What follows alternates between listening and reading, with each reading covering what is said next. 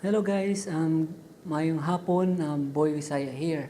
So karon finally maghatag ko kanang last nga review or update regarding sa product nga akong gigamit nga napalit na ako sa online para sa akong scars akong nawong. So mo ni siya ang katong Lanbena TCM scar and acne mark removal gel ointment. So it's more than a month. But la pa siya nahurot ha, taman ra dire kay tigagmay kinaw siya ginabuta. So after more than a month na ko siya nagamit, as you can see, nagyapon ako mas scars, but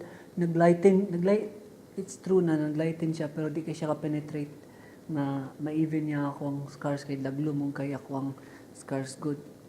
So I think mas effective ni siya katong itong light lang ang scars.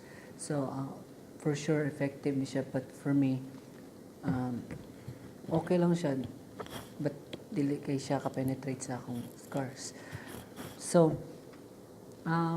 yeah, I can recommend this sa mga dili kay lalong scars, but if imong scars lablong para sa kuha kasi makita mo sila yun dagag kay siya bako so di kay siya ka flat ni kay sa pero gagamit ko og kanang tawag ni derma pen nga kanang natusok-tusok sa nawong, and then inig medyo pula na siya, ako rin siyang gamitan ani para inig heal niya mura siyang mag-even na bitaw dayon ako ang scars.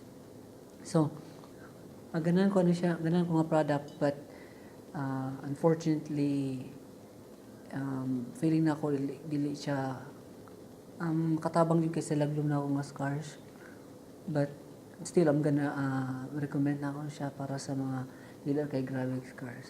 But anyway, wala may mawala kung mo siyang i-try, though mga ano raman ni siya, pila napalit na ko ani nakalimot ko.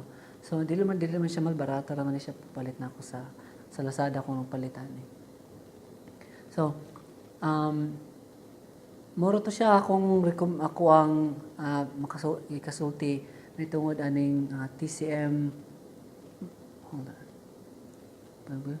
TCM scar and acne mark removal gel ointment.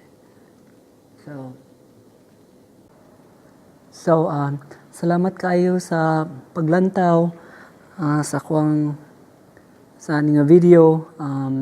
Ay kalimot kung ganahan ka subscribe, like and comment lang god sa unsa ba, at least mga comment. So daghang salamat o mayong paglayag. Peace out.